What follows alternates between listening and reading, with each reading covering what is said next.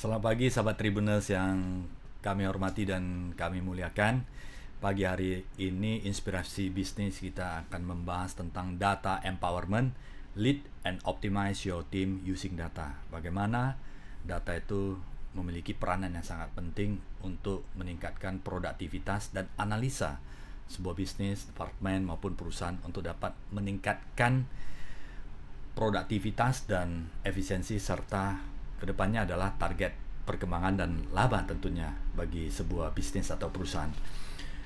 Pagi hari ini bersama narasumber yang luar biasa, Bapak Sunjoyo Sukowijoyo. Beliau adalah Eksekutif VP AMA Malang dan kemudian sebagai juga VP Sales Operation dari MTEK Digital. Saya sapa dulu narasumber yang luar biasa dari Malang. Pak Sunjoyo, Ya, apa kabarnya Pak? baik, luar biasa. Terima kasih Pak Sianjat. Thank you Selamat pagi Pak. untuk Iya, teman-teman Tribun Medan juga. iya. Pak Sunjoyo, terima kasih waktunya sudah meluangkan waktunya tuh bisa sharing mengenai data empowerment ya untuk sahabat Tribuners Ya, di streaming di Medan. Tetapi sekarang Pak, digital itu udah everywhere Pak. Bisa menikmati, cukup hanya melihat dan mengakses link saja Pak Sunjoyo. Sudah sangat mudah iya sekarang. luar biasa Pak. Seperti saat ini ya Pak Memang, Sun ya. Bapak bisa dari Malang di kota Malang, tetapi kita bertemunya di studio Tribun Medan ini Pak.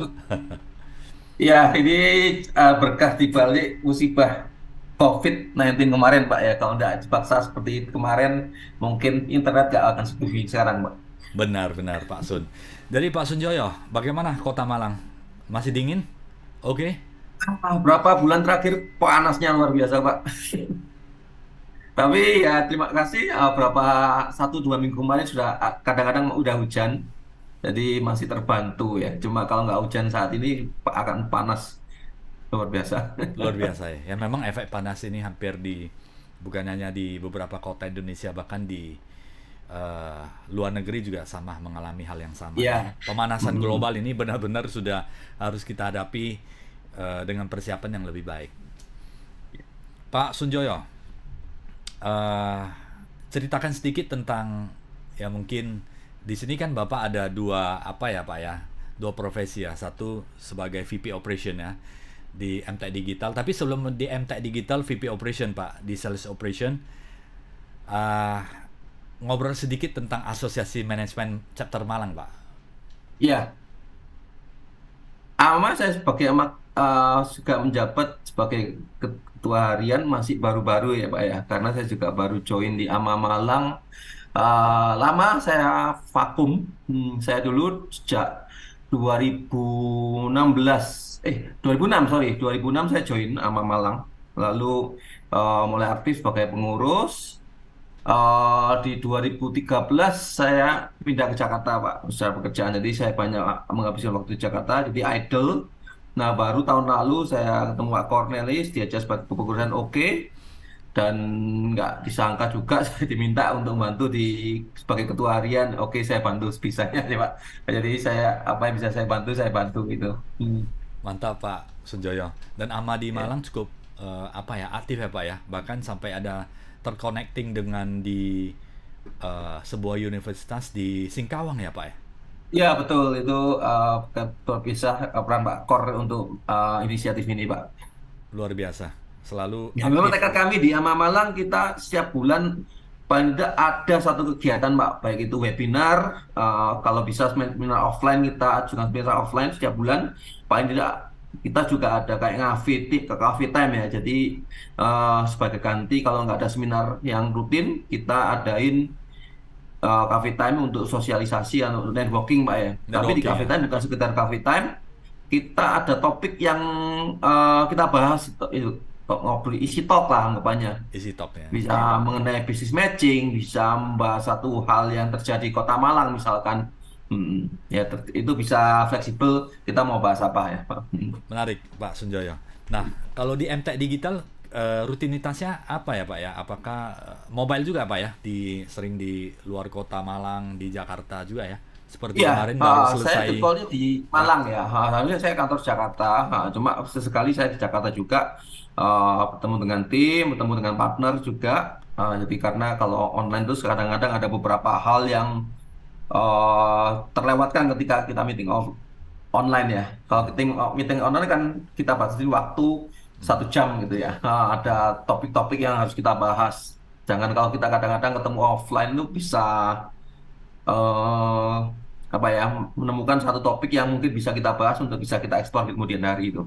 menarik Pak Sunjoyo. Nah Pak Sunjoyo, seberapa penting data ini Pak untuk evaluasi dan analisis Pak? Kalau Sangat di penting ya Pak profesi. ya. Dalam setiap meeting, setiap pengambilan keputusan kan pasti kita harus ada data Pak. Kecuali data keputusan yang bersifat inovatif ya. Ide, itu mungkin data bisa kita nomor dua kan. Yang penting kita membuat sesuatu yang inovatif. Tapi itu pun harus berdasarkan data-data yang di masa lampau seperti apa, terutama pengambilan keputusan untuk expand produk, untuk menentukan target segala macam ya. Baik, eh, paling penting juga kita harus tahu keakuratan dan kedetailan data, Pak. Data semakin detail, semakin granular, pengambilan keputusan bisa semakin enak sih. Semakin mendukung ya Pak ya, supaya Ya, karena hipotesis ya. saya bekerja di digital, ya kita nggak ngomongin data secara digital, secara kompleks IT, cuma saya ngambil data secara garis besar ya. Beberapa teman yang saya kenal mungkin hanya mencatat di nota ya, di nota itu produk apa aja yang dijual. Itu pun kalau menggunakan program. Ya, tapi kalau secara konvensional hanya omset aja yang ditulis, 1 bulan naik turunnya sekian, 1 tahun sekian. Nah, apa yang bisa dianalisa dari sini kurang lengkap ya. Apalagi kalau kita mau ngomongin gimana kita optimize tim, kita ingin optimize produk, produk apa yang laku, itu kan butuh data yang sangat detail. Ya, itu Menarik dari pandangan Pak saya. Sunjoyo. Nah, kalau Hmm. pengalaman Pak Sunjoyo, eh, data apa yang perlu dipersiapkan dalam Saya lead ambil dari memimpin tim sudut ya Pak pandang ya? apa yang pernah saya jalankan ya. Hmm. Misalkan kalau yang pasti data pendapatan. Yang kedua data, kalau dari tim kita ada sales team siapa aja yang menjual, kliennya siapa, itu lalu dibagi lagi kliennya itu mungkin bisa bergerak di bidang apa, nah produknya apa, berapa banyak. Nah sampai kita juga pernah analisa dalam produksi sebuah produk. Ini produk apa yang dibikin oleh satu tim ada berapa orang, leadernya siapa aja. Lalu misalkan ada satu produk ini performanya seperti apa, di pasar misalkan ya. Lalu eh, atau bisa dibagi menjadi beberapa kategori lagi. Intinya semakin kompleks atau kalau di data itu kolom-kolomnya semakin lengkap, itu kita bisa membuat pivot lebih akurat. Jadi seperti tadi, sales A menjual omset sekian, kliennya ada A, B, C. Nah, A, B, C, D, E, F sampai itu, klien dia paling banyak di bidang apa? Misalkan di bidang otomotif. Nah, artinya dia sangat jago jual produk di otomotif. Mungkin bisa kita fokuskan di situ. Benar, Begitu. Pak Sunjoyo. Berarti artinya setiap pengambilan keputusan atau melihat performance productivity based on data yang ada lah ya. Kalau departemen penjualan tentunya ada data penjualan per segmen, per customer, supaya nanti pivot atau filtering datanya dapat lebih terarah, arah manajemen, arah perusahaan mau kemana, dan apa yang perlu difokus ya Pak ya. Nah Pak, Iya, betul. itu dan apakah lebih mudah dituangkan di dalam misalnya target kerja seperti KPI Pak? Lebih mudah? Memang ada KPI-KPI-nya dalam bulanan ataupun achievement di dalam mingguan Pak? Bisa, Pak. Kan setiap tim pasti ada KPI. Ada target lah. Katakanlah kita ngomong yang paling gampang dikasih target itu kan angka ya, sales. Nah, sales A pasti mempunyai target yang fix dalam setahun kita bagi setiap bulannya berapa. Nah, dari situ kan kita bisa pecah melihat data. Dalam setiap bulan ini achievement-nya berapa. Dari achievement ini dia mendapatkan produk apa aja. Menjual produk apa aja, ke siapa saja. Nah, dari situ kan bisa kita bagi nanti tim sales A berapa targetnya, achievementnya berapa, itu pun dibagi menjadi berapa bagian misalkan dia menjual ke klien A, B, C seperti yang tadi saya sebutkan dan bisa dibagi lagi produk apa yang dia paling banyak jual. Kita bisa analisa kenapa ada produk yang nggak dijual sama sekali. Apakah performanya jelek atau susah dijual atau nggak cocok dengan marketnya dia. Jadi kita bisa push ke produk yang lebih banyak dia jual. Nah ini Men- mungkin ada produk yang dia nggak jago jual, kita bisa lihat ada tim lain yang memang bisa jual lebih banyak gitu loh. Karena mungkin spesialisasi dia bisa menjelaskan produk itu lebih baik. Contoh seperti itu. Menarik, Pak. Nah, Hmm. Pak Sunjoyo, di dalam implementasi di dalam sales operation untuk mencapai target penjualan yang lebih bagus, selain using data juga ada pendekatan terhadap human ya. Kalau misalnya Betul. pendekatan KPI aja humannya tidak di touch, berarti berarti aspek humanisnya itu tidak dimunculin, sehingga bisa saja target itu tetap menjadi fokus utama, tetapi turnover daripada human itu akan menjadi tinggi. Bagaimana menurut Bapak? Ya, memang itu bukan hal yang bisa kita lihat dengan data ya, karena mungkin ada satu klien atau satu industri yang belum sama sekali kita touch. Nah, ini sebutnya pemimpin di perusahaan kami mesti bilang bahwa sales itu human interaction, nggak bisa digantikan oleh AI, nggak bisa digantikan oleh apa itu program ya. Pasti ada human interaction-nya sebelum melakukan transaksi. Nah, orang melakukan transaksi biasanya kan memang harus cocok dulu dengan kliennya, dengan penjualnya. Itu memang harus adalah soft skill yang harus diajarkan oleh sales team. Nah, meskipun sudah diajarkan dengan sales team, kalau nggak ada kemampuan untuk atau memang ada akses untuk ke klien yang baru ini juga useless ya. Memang butuh soft skill dan orang yang tepat untuk membuka pintu. Betul, setuju Pak Sunjoyo, karena Hmm. kalau pintu aja tidak bisa dibuka, bagaimana cara dealnya Pak ya? Iya betul. Memang ada orang spesialisasi yang memang bisa buka pintu cuma nggak bisa nutupnya, nggak bisa closing. Ya itu memang butuh ada tim ya. Jadi kenalin gitu. Seperti di perusahaan kami juga ada memang orang-orang redaksi yang punya kenalan ke beberapa instansi lalu dikenalin dengan sales, nanti sales yang take care gitu. Nah, Pak Sunjoyo, kalau untuk di sales ya, di penjualan Pak Sun, ada beberapa perusahaan ini tergantung kepada operasional daripada perusahaan, termasuk karakteristik ya. Ada yang mengkategorikan itu pembagian wilayah sales ya, itu berdasarkan produk atau service, ada yang berdasarkan eh, jenis usaha dari customer, segmented dari customer, ada yang segmented dari produk perusahaan, dan ada yang berdasarkan teritori. Mana yang lebih efektif, Itu Pak? tergantung produknya Pak. Kalau produknya hanya satu macam ya, kebanyakan mungkin hanya diterapkan satu distributor ya. Nah, jadi kita distributor ini kita percayakan ke satu distributor, kita nggak akan touch daerah tersebut ya. Atau kalau memang produk yang saya tahu mungkin ada seperti rokok ya, ada satu rokok merek A yang memang laku di Pulau Jawa, tapi dibawa keluar kota nggak, keluar pulau nggak laku. Kita memang harus sebar di produk dulu, kita tes atau paling nggak kita kasih sampel. Kita coba contoh kecil dulu, baru kita expand. Jangan sampai kita sebar semua produk dengan produk yang masif, tapi ternyata reject semua kan juga buang cost. Kita bikin butuh cost, pengirim butuh cost, mengembalikan juga butuh cost. Ternyata kerusakan juga buang cost. Benar, Jadi benar, sampling itu perlu, Pak. benar. Pak Hmm.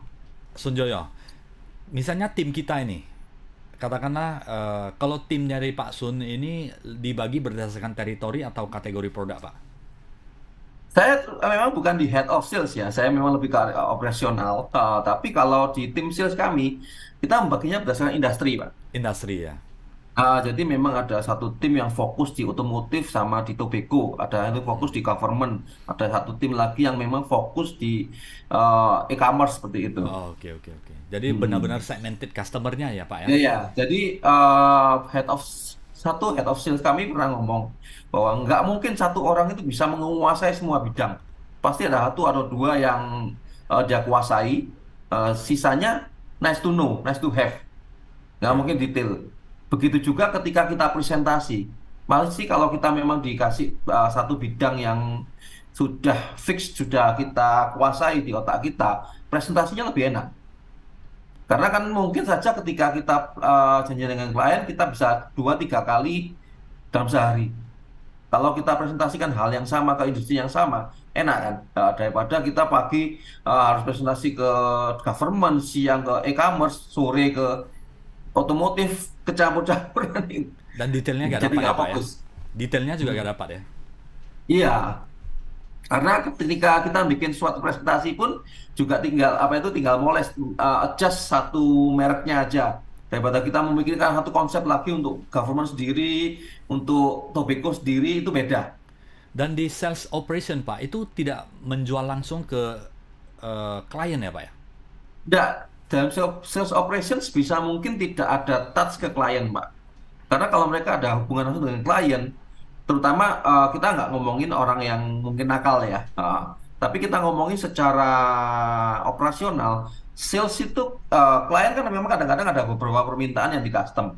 Biarkan tim sales yang mau filter, ya. Karena kalau karena mereka memang punya kemampuan untuk negosiasi. Sedangkan kalau dari klien langsung kontak ke operasional, bisa katakan sampai produk, mereka minta custom apa-apa, dari tim produk belum tentu punya komunikasi skill yang proper untuk nego, bahwa ini nggak bisa, ini nggak cocok untuk produk kami, akan merusak. Kalau memang diterima mentah-mentah dan di custom, nanti produknya akan berantakan, itu yang kami takutkan, Pak. Jadi istilahnya di operationnya hanya untuk mendukung tim sales ya, yang akan kontak Iya, langsung ke lapangan ya. betul. Ya, di industri manapun itu sebaiknya dari tim sales sebagai jembatan atau sebagai pintu antara klien dengan produk. Jangan sampai dari klien bisa berhubungan dengan produk. Fungsi utama dari sales operation di eh, MTech Digital ini apa ya Pak ya? Mendeliver apa yang di order. Karena kalau kita membuat suatu paket atau suatu penjualan kan pasti sudah ada SOP dan sudah ada batas-batasan produk apa yang dijual, bisa seperti apa, dan lingkupnya sejauh apa.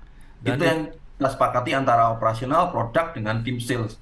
Jadi supaya kita membuat penjualan, ini yang bisa kamu jual gitu ya. oke oke. Nanti kalau ada adjust mungkin hanya di harga atau di kuantitas ya. Tapi kalau membuat produk yang di luar ini, itu eh, justru akan menyulitkan tim sales sendiri, revisinya terlalu banyak, atau ada custom terlalu banyak, yang berimbas nanti operasional sales jadi lebih panjang. Benar-benar. Gitu. Istilahnya Hmm. supporter ya, support kepada tim sales, dia menjual produk-produk yang sudah ada, Iya. kecuali nanti Hmm. ada permintaan dari customer, bisa di-create produk atau service Iya. baru lagi Pak ya. Yang tentunya harus diperhatikan adalah waktu, kemudian processingnya ya Pak ya. Iya, betul. Nah, Pak, bagaimana melihat sebuah produk itu benar-benar unggul dan bersaing di lapangan? Dari data operation bisa melihat data mengkaji sampai sejauh itu, Pak, apa yang diminati oleh market atau klien? Pertama kita lihat produk mana aja memang banyak laku, Pak ya. Banyak laku, lalu kita melihat di pasar apakah produk yang serupa dengan produk kita ini laku juga. Kalau memang sama-sama laku juga, berarti memang pasarnya lagi bagus untuk produk jenis ini. Tapi kalau kita membuat produk ini ternyata di klien punya produk serupa, nggak terlalu laku, berarti produk kita lebih unggul dari mereka. Memang butuh riset pasar dan melihat kompetitor ya. Kadang-kadang jika diperlukan ya, it's okay membeli produk kompetitor untuk kita analisa. Dan itu berbarengan ya dengan tim sales ya untuk collecting datanya ya, Pak, ya? Sebaiknya ada satu tim lagi, Pak. Di luar dari operasional. Analisa data. Analisa data. Hmm. Si tim sales mungkin bisa melihat di kompetitor kok sepertinya klien banyak beli barang seperti ini ya. Gimana di kita? Apakah ada kemungkinan kita bisa bikin seperti ini atau kita bisa memberikan sesuatu yang substitusi untuk produk tersebut? Supaya bisa So, adjust terhadap customer requirement Iya, ya Pak ya, mereka lebih nyaman. Nah iya. Pak, ini di luar dari data empowerment ya Pak ya, atau data eh, using data untuk internal team, Bapak melihat perkembangan di era digital ini seperti apa? Seberapa cepat setelah pandemi ini Pak? Apakah masih menarik Pak? Karena kalau sebelumnya kan kita jarang ketemu visit karena harus menjaga jarak dan demi kesehatan ya Pak. Tapi sekarang kan sudah bebas, masker sudah tidak Iya, tidak menjadi sebuah yang keharusan di public space. ya. Apakah digital ini masih semasif perkembangannya pada saat selama pandemi Pak? eh Penetrasi mungkin sudah dalam sekali ya Pak ya, karena seorang orang menggunakan online meeting seperti kita sudah banyak ya.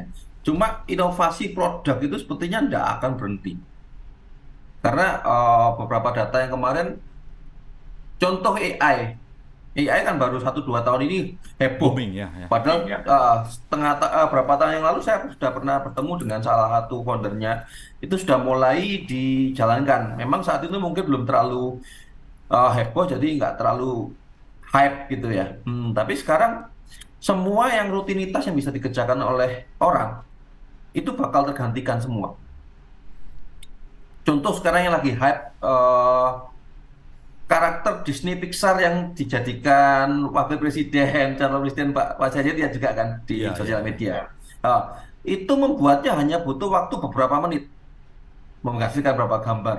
Padahal gambar 3D yang kira-kira, kalau saya menginstruksikan ke desainer, saya mau bukan orang Asia berambut panjang, memakai kacamata segala macam, itu pasti butuh jam-jaman, Pak.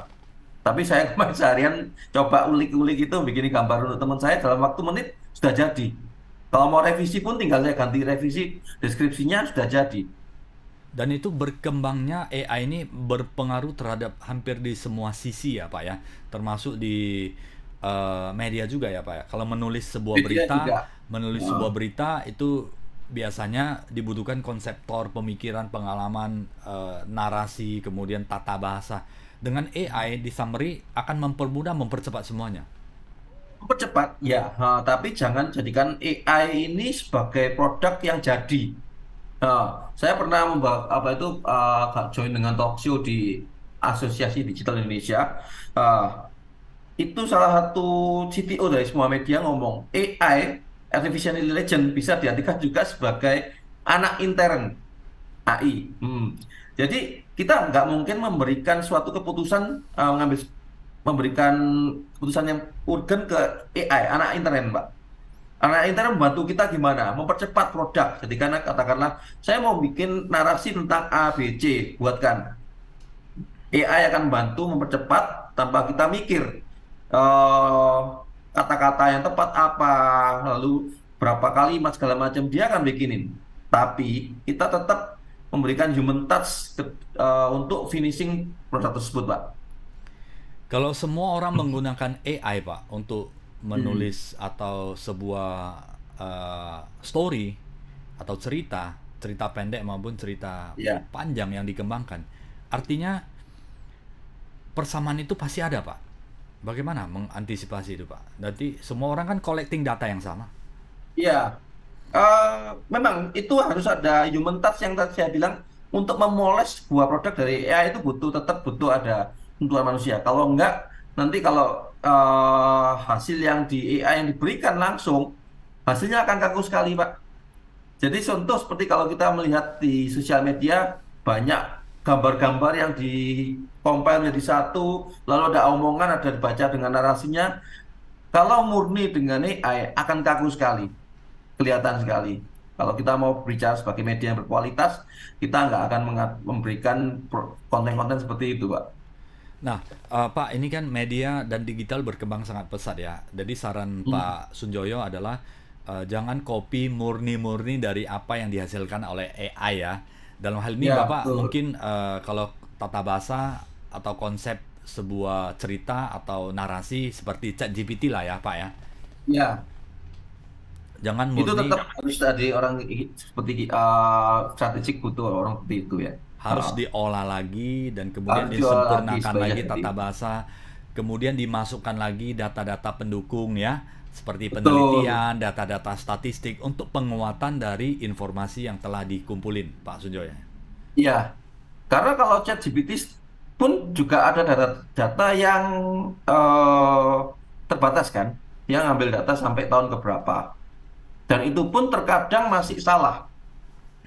Makanya kita butuh konfirmasi dari human untuk memastikan bahwa apa yang ditulis itu benar. Dan itu Saya pernah ngetes ChatGPT, Pak.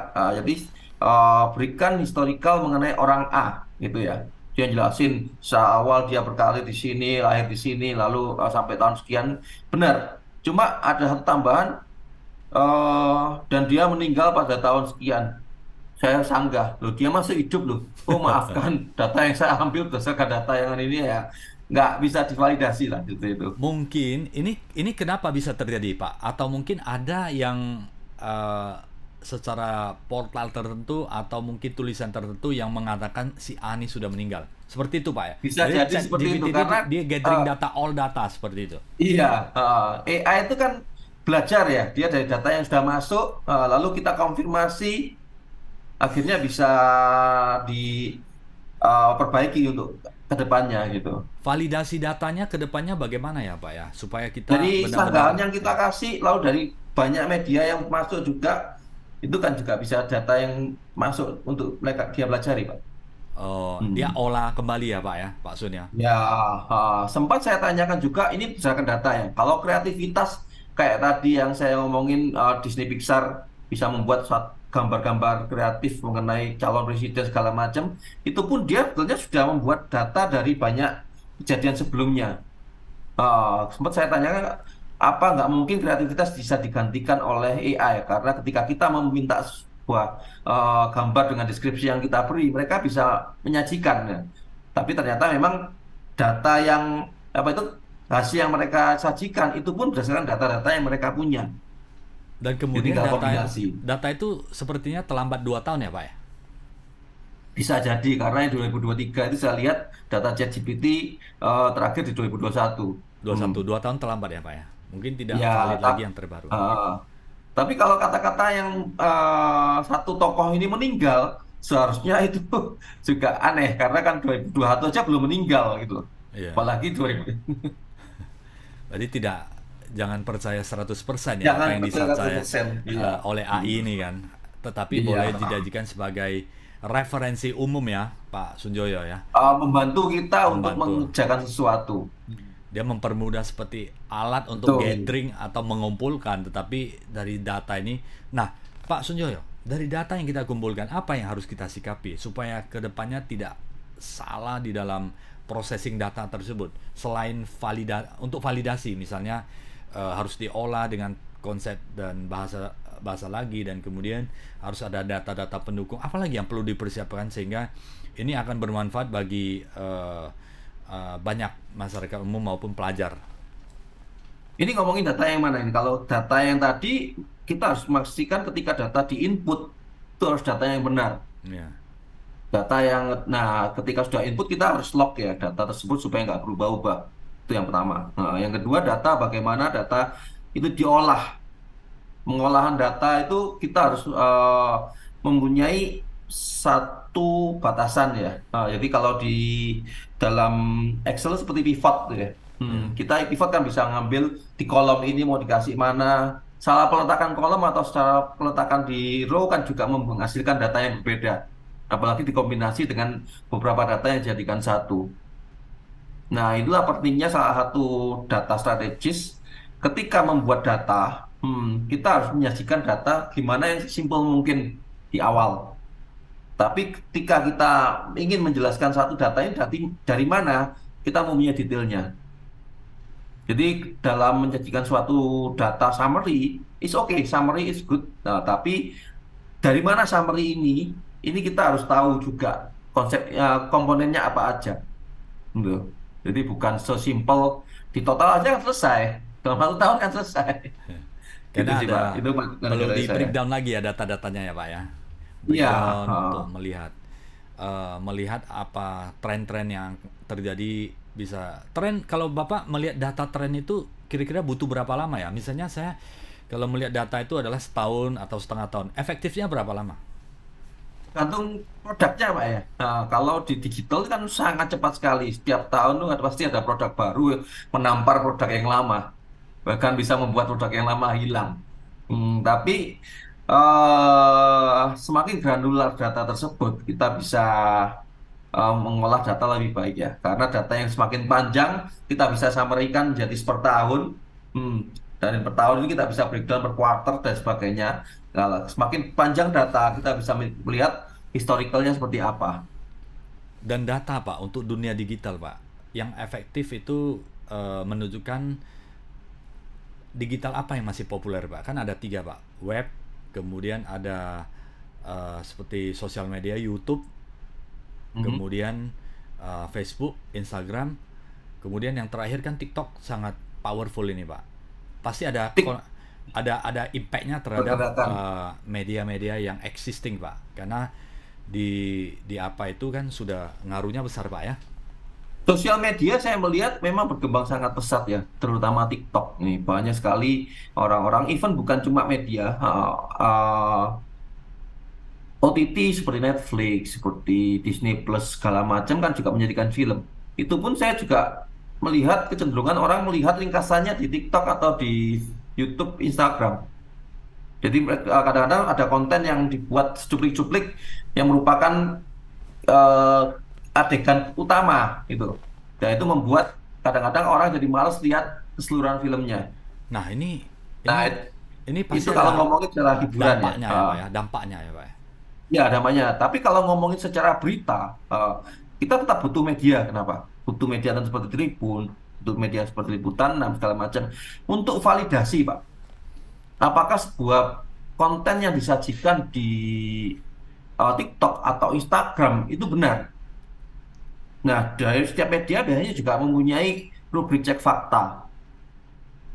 Ini memvalidasi sebuah hoax yang memang sedang beredar di banyak sosial media.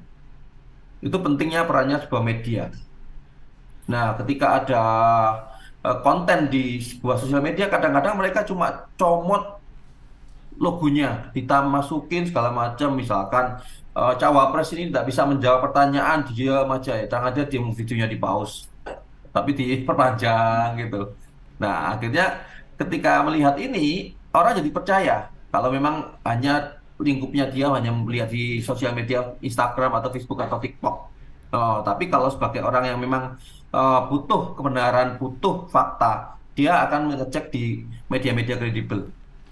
Benar, Pak Sunjoyo. Artinya media kredibel ini sebagai sebagai tempat untuk validasi Validasi.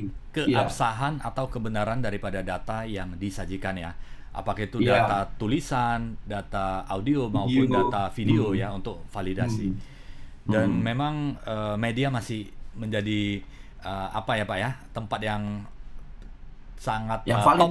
top top trust lah ya, sangat Iya, di atas yang dapat uh, dipercaya untuk karena media kan kita tahu media bekerja berdasarkan fakta, bukti dan melihat secara komprehensif ya Pak ya. Ada iya. faktor 5W satu hanya tidak sembarangan untuk menulis tanggalnya, siapanya, kapan terjadi, di mana dan bagaimana terjadi itu harus sebuah berita yang komprehensif.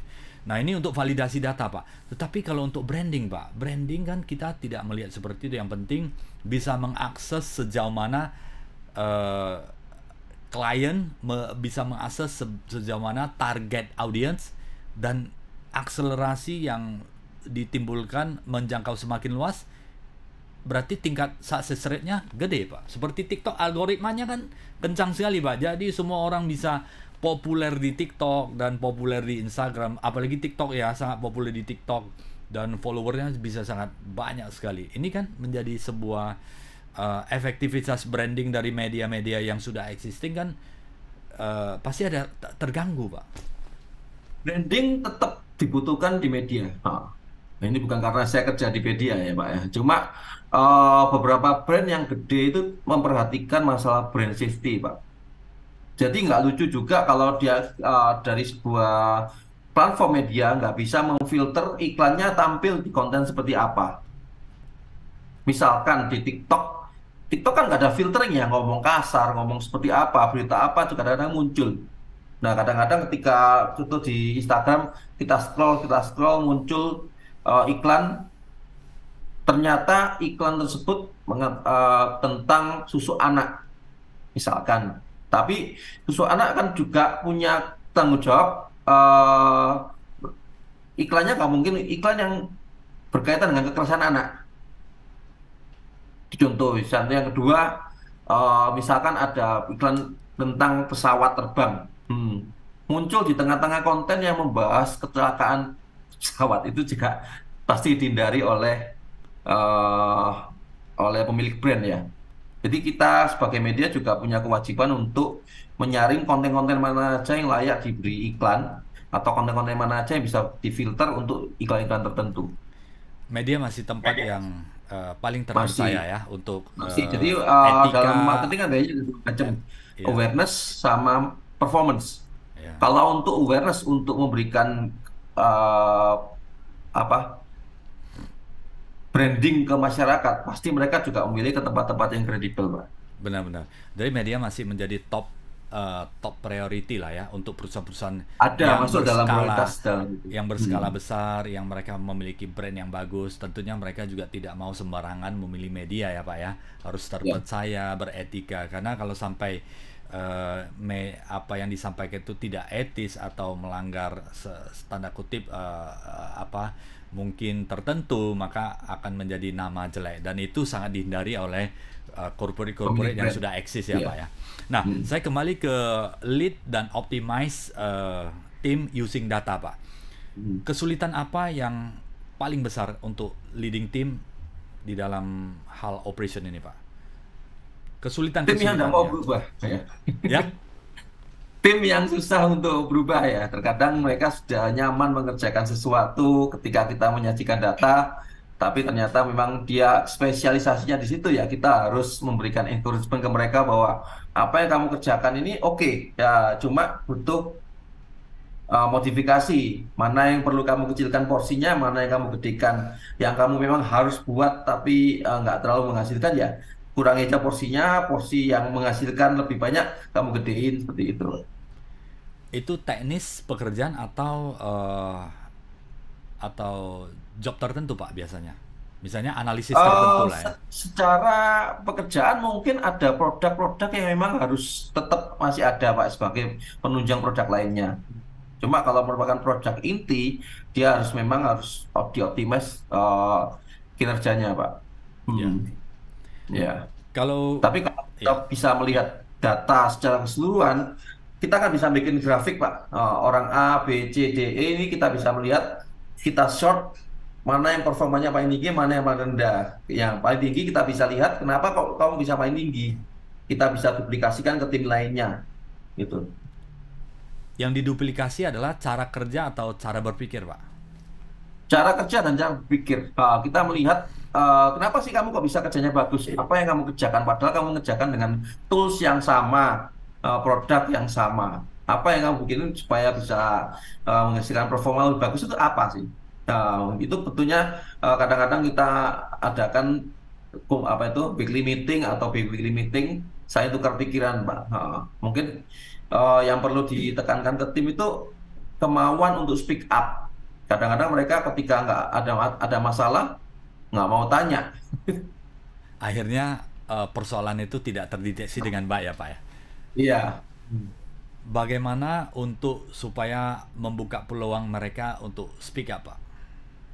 Apakah ada trik Eh, khusus misalnya kalau leadership yang paling bagus, apakah jangan dimarahin dulu ya? Ada yang mengatakan jangan di apa dulu di salahkan dulu, walaupun speak up itu adalah sesuatu yang mungkin tidak produktif atau dan sebagainya. Tetapi yang paling utama adalah improve daripada ketidakproduktifan tersebut. dari data ya, Pak, ya. Dari data kan kita bisa memberikan, ini data yang kamu punya, ini dari teman-teman lu. Dari teman-teman kamu itu bisa menghasilkan seperti ini. Kamu performanya akhir-akhir ini cuma kok flat seperti ini, apa kendala kamu? Ya. Ya, dari kendala kamu itu apa yang bisa kita bantu? Lalu kita bisa, katakanlah butuh coach ya, kita ajak teman-teman lain yang lain bisa saling kerjasama gitu. Kira-kira apa yang bisa kita optimize bareng gitu. Misalnya Pak, Semua ada ini data. kalau biasanya yang tidak mau berubah ini karena apa Pak? Kalau mindset, Anda Pak. Tapi terkadang memang dia orang lama. Memang dari saya kerjanya eh kerja saya seperti ini gitu loh. Itu yang memang susah. dan Dan selama aja kita baik-baik saja kok mengerjakan seperti ini. Itu ya, ada ya tim seperti itu. berapa mindset ya, itu adalah persoalan pertama ya, keinginan dan Ya, cara pandang untuk merubah ya. Kalau sebenarnya berubah itu adalah sebuah rutinitas eh, nggak akan berhenti. yang tidak sulit ya sepertinya ya Pak ya, karena kan diikuti dan sesuatu itu bisa dipelajari karena data yang sudah berhasil sudah ada. Ya. Mindset yang Hmm. paling utama di dalam change people maupun environment. Dan pandangan kedua apa Pak selain mindset? Infrastruktur saya kira gak ada masalah, sekarang teknologi sudah canggih ya Pak ya. Iya, terutama mindset sama lingkungan sih, Pak. Mungkin kita juga perlu lihat lingkungan dia di mana dia bekerja, apakah support dia atau seperti apa gitu. Sebagai leader full support Ya harus kita harus dilakukan. ya kita melihat ya, kita harus memang turun ke bawah untuk melihat detailnya sih, Pak. Misalnya kalau tim yang tidak produktif secara berkesinambungan, apa yang harus dilakukan Pak? Evaluasi, Pak. Memang harus ada evaluasi dan kita kalau memang sampai parah banget nggak ya, kita mesti ngomong ke HR, bagian HR. Ini tim ini apa yang perlu kalau dari HR biasanya punya kemampuan untuk persuasif lebih dalam sih. Atau mungkin dirotasi ya ke Ya departemen yang dia rotasi, lebih kadang lebih cocok ya Pak ya. jenuh, betul jenuh atau seperti apa. Cuma memang ada beberapa tim yang memang meskipun dirotasi, ya dia kerjanya seperti itu gitu loh. Refreshing kembali ya. Iya. Cuma terkadang memang ada tim, saya pernah diskusi dengan salah satu pengurus AMA, ketika saya diskusi ada satu tim yang memang kok susah berubah segala macam. Memang ada tim yang memang nggak mau maju, nggak mau berubah, tapi kita butuhkan karena mungkin untuk rutinitas kecil yang memang tetap ada dan jarang orang yang mau melakukan hal seperti itu ya mungkin bisa kita apa itu rotasi ke tempat yang memang dia cocok ya. Dan rutin dan itu aja. Ada orang yang demikian Pak. Banyak. Dan Ada dia pasti. demikian, yang penting stabil, lancar, rapi, tapi tidak mau terjadi banyak perubahan-perubahan ya Pak ya. Dan orang ini Iya, juga sebenarnya dibutuhkan organisasi untuk hal-hal yang non administratif. administratif yang bekerja secara berulang-ulang, yang menurut Hmm, beberapa rekan-rekan mungkin ini adalah pekerjaan membosankan tetapi cocok bagi orang tersebut ya Pak ya. ya ada yang Dan seperti itu. harus dipeta kembali ya. Baik, Pak Sujoyo, ini menarik sekali. Dari tadi kita cerita ChatGPT ya Pak ya, teknologi yang berkembang sangat pesat, tetapi bukan hanya di copy dan di paste secara mentah-mentah untuk dapat kita gunakan, tetapi pakailah uh, wisdom untuk mengolah, dan tentunya dengan kaidah jurnalistik yang baik. Harus ada disempurnakan lagi tata bahasa, diverifikasi, cek and recheck kembali fakta-fakta datanya seperti apa, seperti yang tadi Pak Sunjoyo sampaikan. Ada yang orangnya masih ada tetapi di dalam tulisan sudah meninggal, dan itu benar-benar harus diverifikasi sebelum data itu dirilis ke apa ya, ke publik ya, karena untuk Ya, menghindari betul. hal-hal yang tidak beretika. Dan kemudian lead team by data ya, lead team by data, eh, karena dengan data lah kita baru bisa melihat perkembangan productivity, apa yang perlu dilanjutkan dan apa yang perlu dikecilkan porsinya supaya tidak menghabiskan terlalu banyak waktu. By the Sos. way, data ini adalah sangat penting, seperti kita mencari seorang dokter sebelum diberikan obat yang mujarab, tentunya perlu dilakukan pemeriksaan data secara Pemeriksaan. rutin ya Pak ya. Jangan ini kolesterol Ya, tingkatnya berapa, asam urat tingkatnya berapa, kita nggak akan tahu sebelum melakukan hal-hal, yaitu pemeriksaan data darah secara teratur. Sekali lagi, data ini peranannya sangat penting bagi leading, bagaimana melead tim ya, melead tim, dan bagaimana memimpin, mengarahkan, termasuk mensupport tim ke arah yang lebih baik supaya ada peta, ada gambaran ke depannya. Dan kemudian aspek human juga penting ya Pak ya, pendekatan ya, pendekatan supaya bagaimanapun manusia itu bukan robot ya Pak ya, bukan sistem, yang harus pendekatan supaya energi dan produktivitinya juga penting, dan kita gabungkan supaya mereka lebih semangat dan hasilnya bisa lebih besar lagi ke depannya. Setuju, Pak. Sebagai kesimpulan penutup Pak Sunjoyo, dengan data empowerment ini apalagi yang harus ditingkatkan supaya nanti productivity dari sebuah departemen atau perusahaan dapat running well, Pak? Kesimpulan, Pak. Dengan data kan kita bisa melihat angka. Nah, ketika kita bisa melihat angka, artinya sesuatu produksi, sesuatu apa yang dikerjakan bisa diukur kan, Pak ya. Nah, sesuatu yang bisa diukur artinya bisa kita tingkatkan. Nah, itu kesimpulannya sih, Pak. Jadi, kalau kita bisa membuat suatu metrik dari setiap pekerjaan, katakanlah apa yang dikerjakan, saya admin, Pak, apa yang bisa diukur? Loh, bisa. Kamu ngasih admin bisa berarti ngasih reportmu dikerjakan dalam berapa lama. Kalau dulu kamu bisa mengerjakan dalam waktu satu report 4 jam, mungkin kamu tingkatkan menjadi 3 jam. Iya. Itu salah satu. Yang kedua, error. Kalau dulu dalam setiap bikin report dalam 100 data kamu ada 10 yang salah, mungkin kamu bisa kurangi menjadi 5. Penelitian yang perlu ditingkatkan.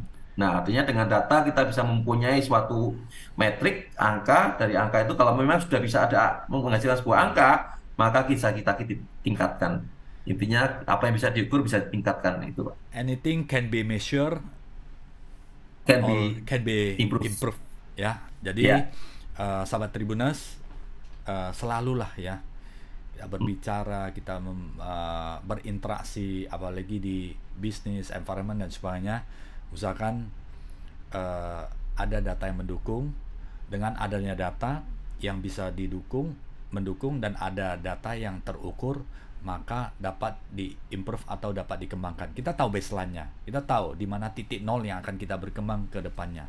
Ya, semoga pembicaraan ini bermanfaat bagi sahabat Tribuners, dan dengan data kita dapat meningkatkan kualitas productivity kita dimanapun kita berada. Terima kasih Pak Sunjoyo yang sudah bersama Terima kasih. Tribuns, ya. Hampir 1 jam. Terima kasih sudah sharing banyak ke sahabat Tribuners mengenai data. Tadi ada digital juga yang sedang berkembang saat ini. Sekali lagi terima kasih Pak Sunjoyo. Sampai jumpa lagi di inspirasi bisnis yang menarik untuk sahabat Tribuners, ya. Terima kasih.